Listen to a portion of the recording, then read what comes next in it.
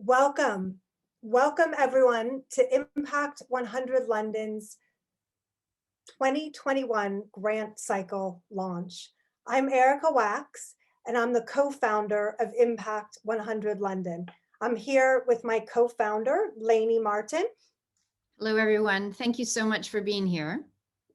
I know many of you have been on work Zoom calls all day or managing home schooling or trying to juggle both at the same time. So I really appreciate you being here. We have a packed agenda and just 45 minutes of your time. So please do post any questions that you have in the chat box. We will get back to you as soon as we can, either immediately or after the event. I am delighted that we have 79 people on the call, including our whole leadership team.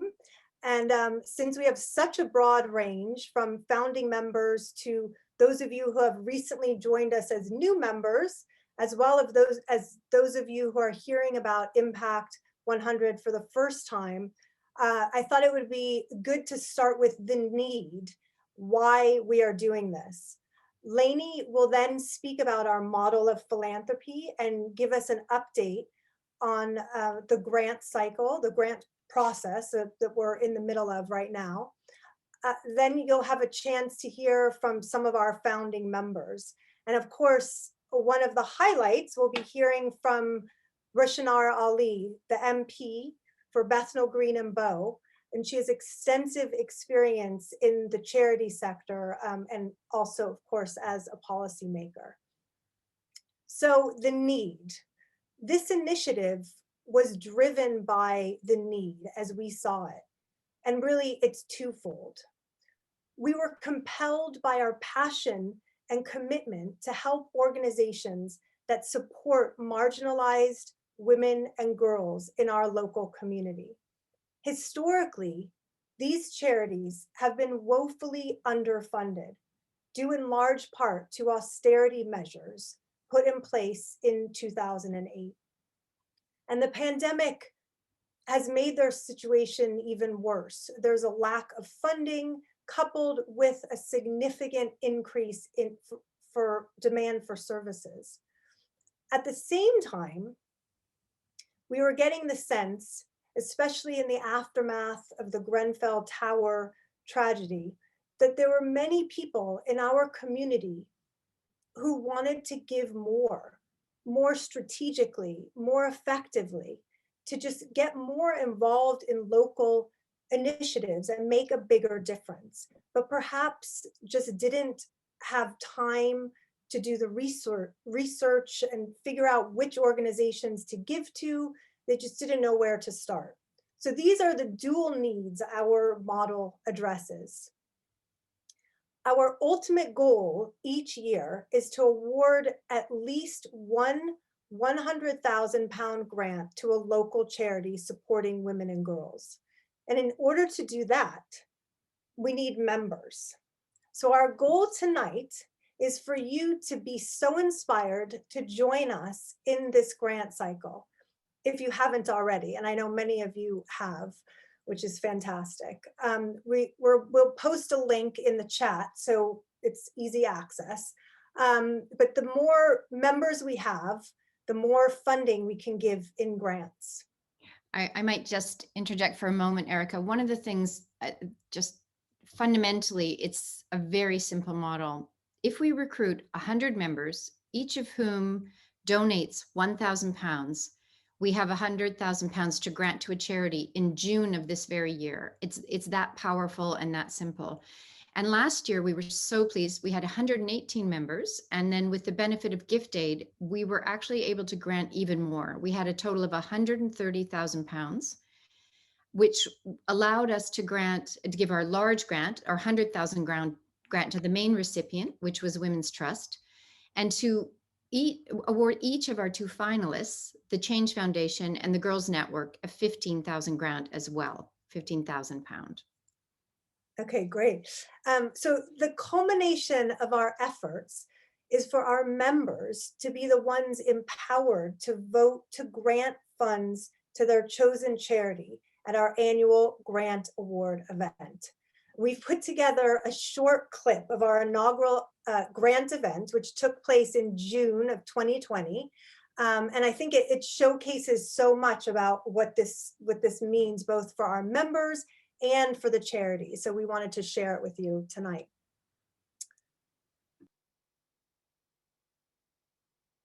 This event is at the core of who we are: collective, democratic, informed, and strategic.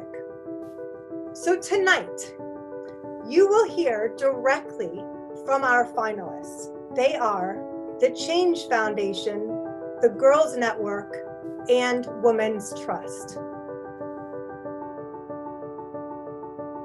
The Change Foundation's mission is to use sport or dance as the main means to help marginalised youth improve their lives, as measured by training, further education, employment, better self-confidence, and improved social interaction and networks. The Girls Network's mission is to inspire and empower girls from the least advantaged communities by connecting them with a mentor and a network of professional female role models. Women's Trust mission is to help any woman in London affected by domestic violence and abuse to overcome the mental and emotional harm and rebuild her life by providing women-only, client-led counselling and support service. The moment has arrived. It is time to vote. The decision is going to be difficult, I promise you, but the process is very, very easy. Of our 118 members, I think actually somebody might have joined as we have been on today, but so 119 members, over 85% of us have voted today, either live or by absentee ballot. So thank you, that's incredible engagement and we're so grateful. Our £100,000 inaugural grant goes to the Women's Trust. Congratulations. And hi. Oh my God. Thank you so much. I'm truly humbled and quite emotional and very honored that you have chosen Women's Trust out of so equally worthy peers.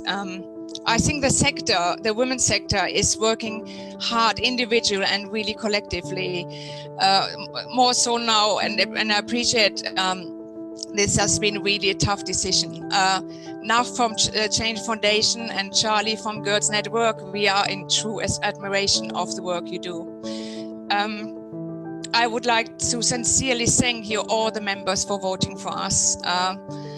We are absolutely amazed by Impact 100, your concept and the focus you're taking, and are extremely grateful that you have taken us through this process. Your support will have an immense impact, helping us to reach many more women to recover from the mental health effects of domestic abuse. And it will change lives and the lives of the children of these women too. Thank you. And there is great need, which we've heard from these three amazing charities, and there's so many others. So there's no better place for us to put our funds than right here in London.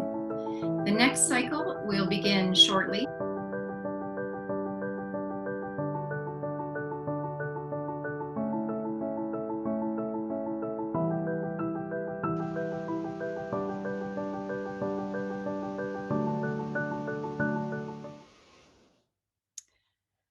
Wow, I feel like I'm back in that moment. It really was such an incredible feeling to be able to provide funding to each of those essential charities, you know, especially in the environment that we were in June. In fact, I believe that Heidi Rydell may just be on the call tonight. So we're so thrilled to have such a continuing partnership with them and intend to going forward. Erica and I always love discussing the model and you know, the things that we love about the model. And for us, really, it's three big things. First, it's collective. Our members make a bigger impact by pooling and leveraging our resources. Secondly, it's democratic. Each of us gets to cast a vote to determine which of the charities receives our main grant. And third, and this might be one of the most unique features, is that by providing a platform for these charities like Women's Trust to speak directly to our donors, our members, they get to engage directly with those that are funding them.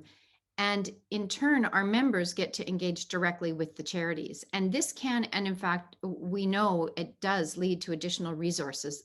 And since our event last June, we know that our members have volunteered with these all three of the charities. In fact, there's additional funding, pro bono services, even some advisory. And that, that's incredibly rewarding to know our model is working that way. We also believe that the model enables us to be more effective during these times of uncertainty, and we remain committed to our approach to funding. What we're offering in our main £100,000 grant is multi-year unrestricted funding.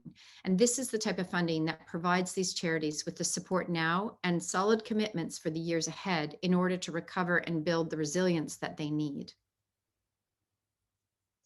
So this unique model of collective philanthropy allows us to execute on our mission, which is to enhance philanthropic engagement by pooling resources and investing collectively in charities benefiting marginalized women and girls in London. So this is a perfect segue to introduce Rushanara Ali, an MP serving a constituency in East London for over 10 years. She herself has founded 2 charities, Uprising and 1 Million Mentors.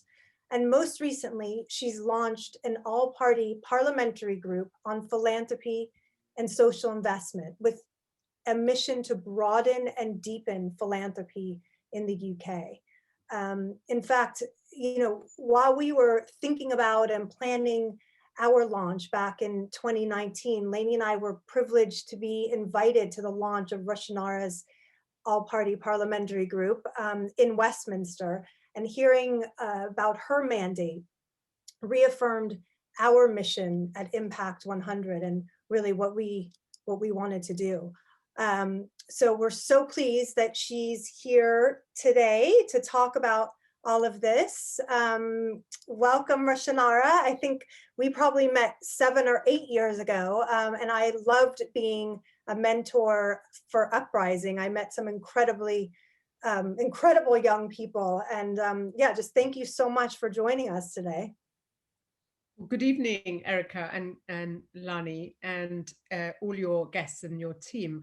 It's a pleasure to join you this evening. And I was saying earlier, it's wonderful to be among so many women. It makes a change in my line of work, even in the virtual world. It's still very male dominated, and I love your remit and what you're all trying to do. And it was so inspiring watching last year's launch and the way in which you've raised money. I'm really glad to see the amazing work you're doing. So thank you all for the donations you made last year. And I'm really looking forward to this session. And I hope by the end of it, you manage to raise even more to help at a time where we've got even greater need. So thank you all again. And thank you both in particular for setting up this really important initiative. Thank you. Thank you. So I guess, we can just kind of get stuck in, and I think everyone would love to hear about your 2 charities, the 2 charities that you started, Uprising and 1 Million Mentors, and sort of talk a bit about why you started them and, sort of what the needs were that you were trying to address. So I started with a group of colleagues back in 2008, a charity called Uprising, and it began as a pilot within the Young Foundation, where I then worked. And it was really about looking at how we can build the leadership and employment skills of young adults young men and women, particularly women, and particularly those from minority backgrounds, but also from white disadvantaged backgrounds. We have a huge social class deficit and huge social class inequality in our country as well. So it was about trying to tackle racial and class inequality in our country among young people and giving them the skills, the agency, using their agency to be able to help them achieve whatever they wanted to achieve and meet their potential. Because I think too often in our country there is a tendency to sort of not see people's potential and look at how we can harness that. So we developed that program, and alongside it made sure that every young person we were working with had a mentor, which is where you came in, Erica, along with others. And I think there are probably others on this call who might have joined as mentors for Uprising. And that made a massive difference in terms of growing the number of young adults between, they were 18 up to 25 in terms of age. 70% of our participants are women, young women. The interest among women was huge, and we are particularly focused on helping them build their self-confidence and also this sort of mantra of anything's possible if you've got the backup and support and encouragement and you know, really getting behind young women as well as young men to help them meet their potential. That's okay. I mean, it's, yeah, one of the organizations that we funded last year, the Girls Network, is really about mentoring too. So we sort of learned so much about the power of mentoring to really unlock opportunity. And I know, yeah, that 1 Million Mentors is really essentially a mentoring organization. So I'm wondering if you could talk a little bit about just an individual who benefited from mentoring at 1 Million Mentors. So what we did was over the period of running Uprising, Alvina Malik, who's the co-founder of 1 Million Mentors, and I decided to take the most scalable element of the Uprising leadership charity and program, and that was mentoring. And we then started training thousands of people to become mentors, and then matching them with young adults who needed mentors. And so I'll give you a couple of examples of two young women that we worked with. One of them and their experience inspired us to set up 1 Million Mentors to make this a national program, which is yet to come into fruition. We've got a few thousand, but we want to broaden it out across the country. One of them was in and out of, she was in care as a young person. But her talent was spotted by her teachers, and their encouragement helped her get into university. When she left university, she was really struggling to figure out what to do. And it was around that time she joined Uprising, and we attached her to a mentor. And she went on to become, her mentor was, she wanted to be a journalist. Her mentor was one of our trustees, Peter Kellner. And she then went on to become a Guardian journalist. She also trained to be a social worker because she was inspired by the social workers who helped her. Another young woman who was a 15-year-old when she came to this country from Afghanistan with very little English. And over the course of the next decade, she developed her skills. She went on to university and she joined Uprising and she was matched to a mentor. And she then went off. Her experience of refuge inspired her to go and establish a charity called the Refugee Trauma Project. And one of the things we try and do is help young men and women to develop campaigns, develop their own initiatives, so that the problems they see in their community are ones that they take leadership roles in and try and solve. So the Refugee Trauma Initiative is a charity now working in Greece, working with refugees who were affected, Syrian refugees affected by the crisis. And she was recognized a couple of years ago by the Obama Fellowship and was one of 20,000 applicants who applied for that first year program, and she was one of 20 that was selected to be an Obama Fellow. So it's that journey is a really powerful one, and she came and spoke at our anniversary event a few years ago about her journey and the importance of using the opportunities she got and the skills she got to make a difference. So we then decided to get more and more young people who went through our program to also, now that they're in their late 20s and early 30s, to start being mentors for 1 million mentors, as well as helping us to shape that initiative so that it's fit for purpose, as well as the mentors. And I know, Erica, you were very crucial in advising us as we developed the mentoring initiative on a bigger scale, from your experience. So it's using the insights and experiences of people who have given a lot as mentors, as well as, of course, benefiting themselves as mentors, and those who've received mentoring, so that we can do it even better. But those are two examples of young women who didn't come from, came from circumstances that were very challenging, but it didn't stop them from reaching great heights. And I'm really excited about just where they're going to go next, because the meteoric rise that I've already seen in their careers and their lives is just wonderful and really inspiring to see. And it's very inspiring to hear that they're giving back too, and giving back from a lived experience, because we heard a lot from the charities that we were involved with last year of how important that is, to have that in the room, so that we know we're giving the services that are the most important, and that they've taken to heart the benefits of that. So that's fantastic. Both of them, as being familiar with Impact 100 London, we're very locally focused.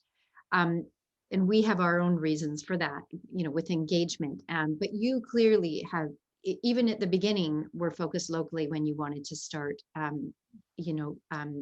both charities, I guess, although one is the national. So maybe for the benefit of us, if you could just tell us, what initially inspired you about the importance of locally versus, because many of us start by being involved in volunteering more internationally as a charity, et cetera. So maybe just quickly, and then if you could, a little bit about where you think those needs are right now, for example, in your local constituency. That would be great. I'm a great believer that if you've got big ambitions, it's always, it's worth trialing something and testing something out locally, with a small group of people. And I certainly started, and there isn't a right or wrong answer. If you've got the resources and so on, then you can start big. If you're very, very wealthy, you've got a big advantage, and a great opportunity to be able to start something bigger. But there's certainly no harm in starting a pilot with a small number of people to learn and develop and iterate and evolve a model, whether it's working with young people or women in severe need. It could be, for instance, there are more sensitive issues where you'd have to work very carefully. So I think there's a lot to be said, and for me that was very important because where I was working, and the area I grew up in, which is where we started the Uprising and 1 Million Mentors initiative, it's what I know very well. So starting from a point of awareness and knowledge meant that I felt that I would make fewer mistakes. Whereas if I started from an area that I didn't know so well, then that could be much more challenging. And then growing the organization and moving into other parts of the country became a lot easier, so that people could have confidence once you've got a proven model. And that made it easier then to attract more funding. So in the first, in the beginning, there were lots of people telling me why it was why it couldn't be done. And so my starting point was trying to raise all the money that I needed in order to start this big charity. And then I had to rethink it and just start again and start small, and show people what the impact could be. And we started with 50 young adults, and people could then see the difference. Mentors could see the difference. They could talk to funders. They could champion and advocate because they could see the difference. And then that made it easier to raise money for thousands of young adults that we worked with over the subsequent years. So that's my kind of reason. On your question about my constituency, that my constituency sadly has one of the highest child poverty rates in the country, the highest, and we also have great wealth and huge inequality because of a sandwich between the City of London and Canary Wharf. So one of the things I wanted to do, and these charities were a way of trying to do that, is to try and connect the wealth and the expertise of people who are in the world of work, in the private sector as well as public sector, with the young adults that needed help in terms of getting jobs and opportunities. And at the moment, we've got big challenges with youth unemployment, for instance. We also have very high levels of deaths and COVID infections, high need in terms of food banks, very, very severe levels of poverty. So it's about making sure that we think locally, and out of that you can come up with policy prescriptions actually that affect other parts of the country, can benefit other parts of the country. Which leads nicely into your policy role. Yeah, so I mean, I guess, yeah, it'd be great just to move to the APPG. And again, you know, we were so motivated after attending your launch back, I think it was in July of 2019. But before we sort of jump in there, maybe actually it would be great, just can you tell us what is an APPG, an all-party parliamentary group? And then we can kind of get stuck into what specifically yours is, the vision for yours is. So all-party parliamentary groups are set up. There are a lot of them, depend on different subject matters, and they are set up by members of parliament, and they need to be cross-party. They need to have representation of all parties, and the structure is, you know, you have a chair and you can have a number of vice chairs and secretaries and officers, but they are as active as depending on the sector that they're representing, as you want them to be. Obviously, that we've had an unusual 18 months, so it's been quite challenging trying to do events. We have had a couple this last year, despite the crisis. But essentially, the purpose is to try and use the group to speak out on those issues, highlight some of the policy challenges, but also suggestions. And all party groups can conduct inquiries, lobby government, and so on. So the approach we've taken with this group, not least because we found ourselves in the middle of a pandemic within a very short time of inception, to try and use it to lobby the government on funding, providing funding when the pandemic hit, to charities, working alongside, you know, other groups, but also different political parties, and getting the government to commit to providing emergency funding.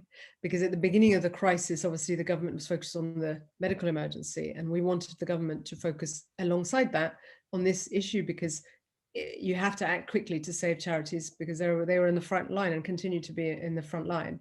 In terms of the broader remit, which we'd set out in the launch, it was, and we haven't been able to do as much longer term thinking and work as we would have hoped to, but very, very relevant, and we will get onto it this year, was to look at some of the issues that medium to long term we need to think about for the sector anyway.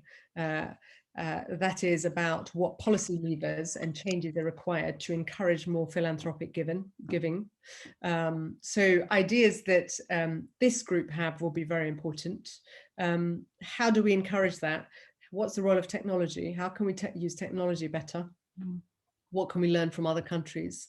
How do we ensure that the leadership and governance of both philanthropic institutions and also the recipients, the charities, trusts, and charities that trusts and foundations give to, or individuals give to, are robust, not least because there have been in recent years a few scandals. Compared to other sectors, I would say that actually this sector does pretty well, but one too many. Some of the international NGO scandals and so on is concerned, and that's something we have to be vigilant about. So leadership, governance, representation, the use of and role of technology, and also looking at how we encourage philanthropy among the new young entrepreneurs, particularly in the tech world. I know that's particularly relevant in the US, and we can learn a lot from the US. Yeah. But in our country as well, that's happening. How do we encourage that? So there's a strong remit there, but the last year has been by necessity focused on responding to the immediate challenges for the charitable sector. Okay, so I know, I mean, that's obviously, I mean, that is so critical in this time, and there's, as you know, and charities and the community is still very much, well, in the midst of the crisis, really, and hasn't really moved, you know, to sort of into the next phase. But I know, you know, there have been discussions about sort of funding, like how to unlock some more funding, and there was a report that I think one of your colleagues authored on sort of sort of building on the, you know, the best of what has happened in terms of the community spirit and volunteerism, and, you know, and philanthropy over the last 6 months or so. But I mean, it would be great to sort of get your comments on sort of you know, what some initiatives, policy initiatives or ideas around increasing the funding going forward to charities, more long-term funding, you know, as opposed to sort of in the emergency critical. That's right. I mean, the report that Danny Kruger published is, you know, it's an interesting report with some good ideas, which you know, I think is valuable in terms of getting the debate moving. The kinds of the areas around data and understanding how to, you know, how technology can play a role is very important. But the kinds of recommendations he's made, for instance, around dormant assets, you know, in the past Labour government, we use dormant assets to some extent, but there's still a great deal that could be done in terms of unlocking dormant assets to help now. One of the challenges that need to be addressed by government is to move quickly to release assets that could be used to save the charitable sector that's doing so much at the moment to help people in my constituency, up and down the country, who are facing loneliness and isolation, elderly people. We've needed charities to organize volunteers to mobilize people in our communities to help save lives. And although the government's initial £750 million is welcome, and some of the additional support, that is a short-term intervention. And in terms of the long term, they do need to inject very serious amounts of money. When you look at the scale of the hundreds of billions that are put in other areas, understandably so, this sector hasn't had the investment it needs. And so I think the stuff that Danny has signposted around where money could be found to do that, where it's existing money, and it's about speeding it up and getting money out the door appropriately to protect organizations, is critical, especially because charities employ nearly 800,000 people. At the end of the furloughing period, which will come to an end until end of April, unless it's extended further, we're going to see a cliff edge again for charities and the people working in that sector. That's going to hollow out the sector in this country. So that's the first thing. So many of the recommendations he's making, I broadly welcome. I think we're not going to have a sector if the government doesn't step in quickly in March in the budget statement. So I'll be pushing the Chancellor with my colleagues to do that. The second thing is around ideas, around new initiatives, new ideas that the government can adopt. The last big idea, frankly, in terms of any big serious idea, came from Gordon Brown with gift aid. There have been other things that have been done, but this government needs to really think about what can be done quickly. That's smart, to release. To unlock funding, to encourage greater giving by those in this discussion, for instance, as well as others in our country. So is there a case for increasing the gift aid benefits? How can government motivate co-financing from the public to increase giving? Because we haven't seen much imagination there, and it's an easy win for the government. So we'll be pushing the government to do more of that. It's understandable that because we're in crisis mode, that the focus is on other priorities, but it's very important to keep the focus on here, and that's where your members can play a really important role in terms of submissions. You should do a joint submission if you haven't thought about doing that already, as soon as possible before the budget statement. I'll be encouraging other charities. NCVO obviously has done a lot of that, to make representation, because otherwise, we're going to see charities and especially arts organizations as well going off a cliff. Just picking up on women, for instance, violence against women, domestic abuse has gone through the roof during this crisis. Yes. So we need an injection of money from government, as alongside, of course, the amazing work that your funders are doing. But the government has to work hand in hand with philanthropists to address the serious needs that women are facing right now. Yes, I mean, it's definitely an all hands on deck situation, and I think, strategic philanthropy and informed philanthropy, has a very important role to play.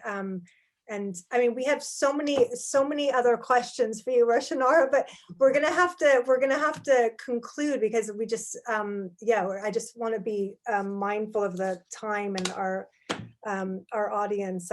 So I mean, I've loved hearing your insights, and you, I think, have 100 new fans.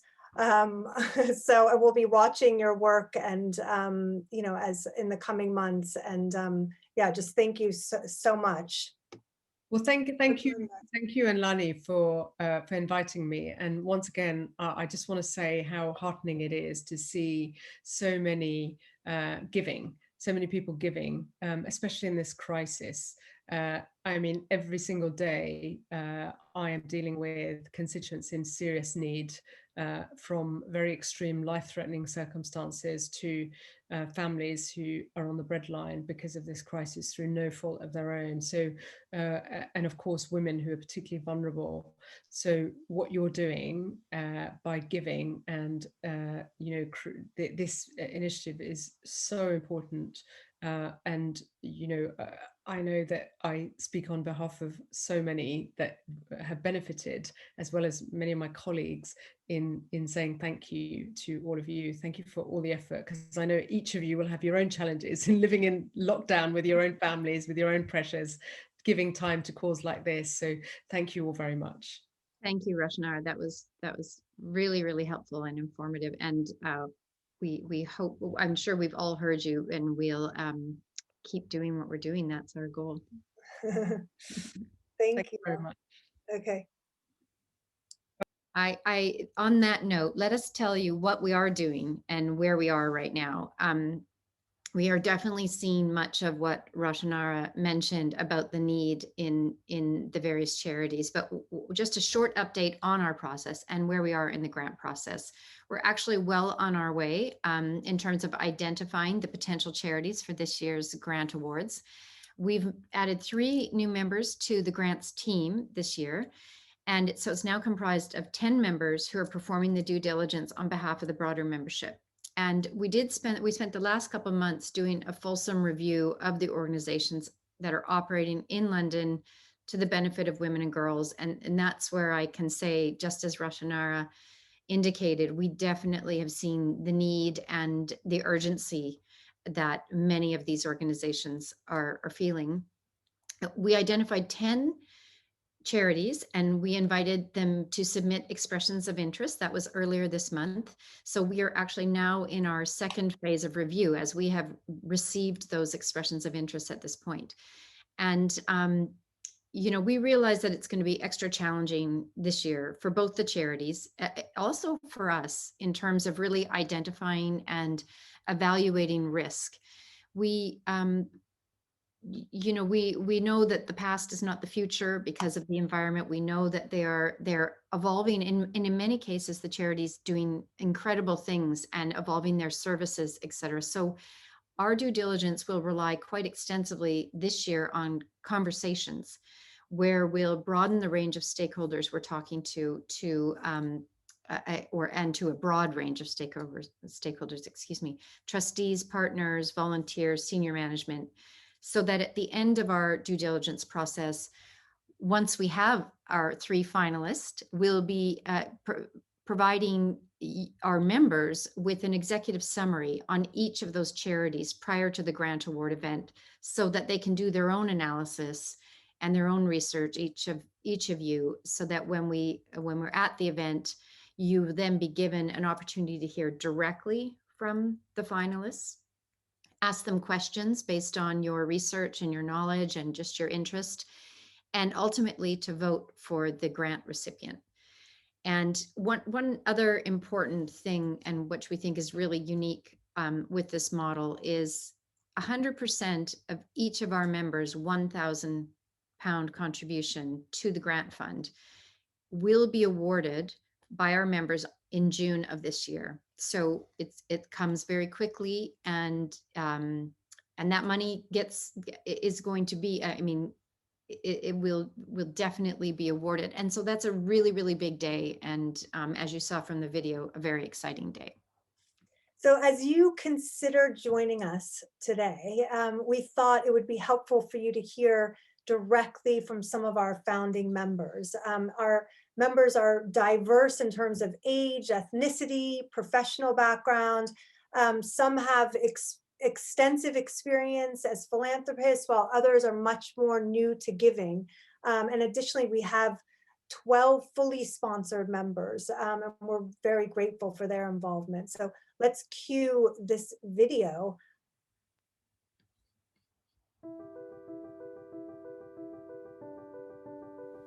Hello, I'm Anila Shukra, the membership lead for Impact 100 London. We asked some of our founding members why they had joined Impact 100 London and why they found it rewarding.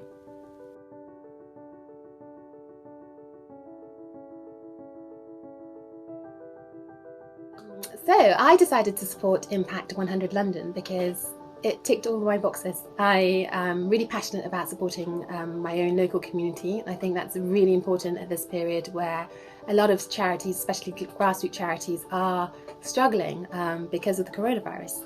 And I think, with the focus on supporting women and girls, it's a dream. I find these charities are often underfunded, overlooked, and it's really important that we can support them. I also love the idea of being able to leverage my donation, to be able to give a significant amount of funding to these charities, allowing them to innovate, allowing them to try something new, rather than live hand to mouth, which is what a lot of these smaller charities do.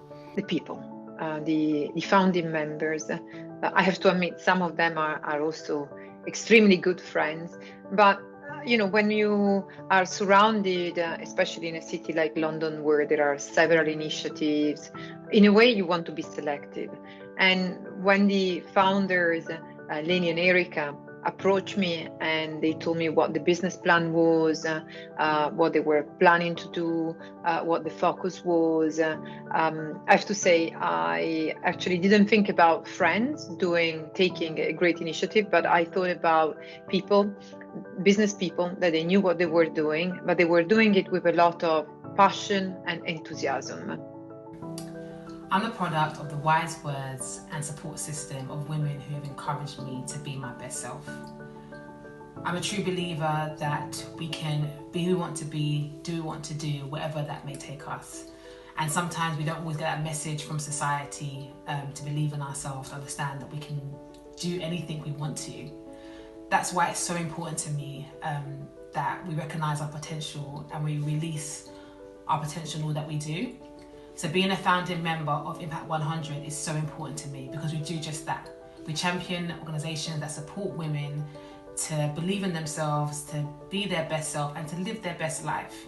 Living in London, the mission towards women and girls in my backyard obviously resonated with me, but mostly I was fascinated by the group philanthropy approach that encourages members to get involved and allows a very efficient structure, as there's no intermediaries between the donors and the charities. Was taking pride in realizing the difference that we've made this year, especially during a very challenging year. But what's been most rewarding and surprising is how this membership has enriched me personally. I feel I have a deeper understanding and I feel closer and more connected to the charities that we have selected. I feel like I have a better understanding of the issues that we have chosen to support.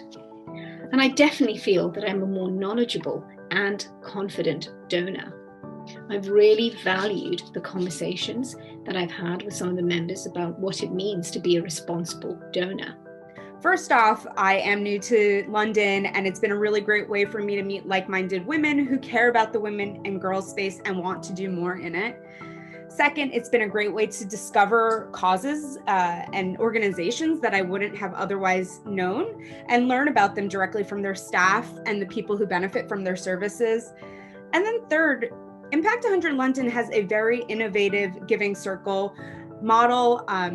We give to core funding, we give our time, our talent, our treasure, and our ties, not just our treasure. And I think that's really important and valuable.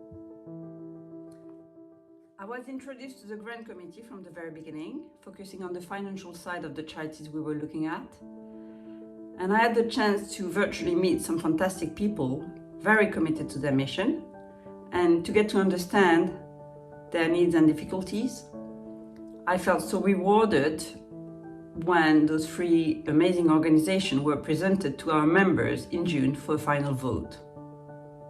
It's the fact that despite most of us cannot take a real active role in meeting with the different charities, in understanding what they're trying to achieve, what their objectives are, you indeed have a great opportunity when it comes after months and months of hard work of the team to receive the material, to read it carefully, and then to be part of the live presentation of all the actors of this amazing initiative, and your vote counts. I think for me the highlight of the year was awarding this money to the charity that we chose. I think 2020 has been a challenging year for all of us, and being able to sort of showcase that spirit of community coming together,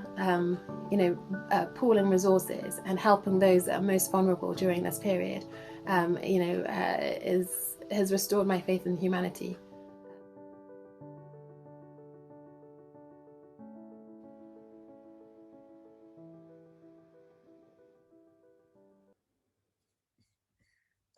Thank you so much to the founding members who participated in that video.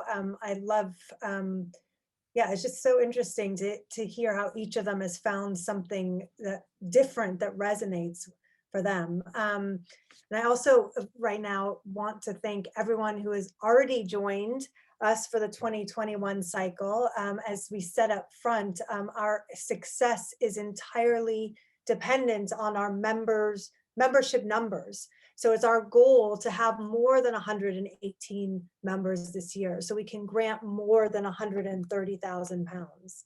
I just interrupt for 1 second, Erica, just to, at this moment, and being our launch day, we already have over 50% of that number. And so we're looking for many more to reach our goal of over 118, but we're so pleased with that already. So thank you all who have already joined, and please do spread the word and help us get to those lofty goals.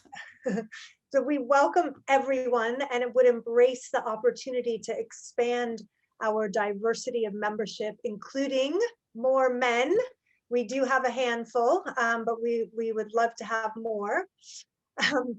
So the effects of the pandemic are clearly going to be felt for years to come. It's crucial that we support already underfunded organizations to continue meeting the evolving needs in our community, in our backyard.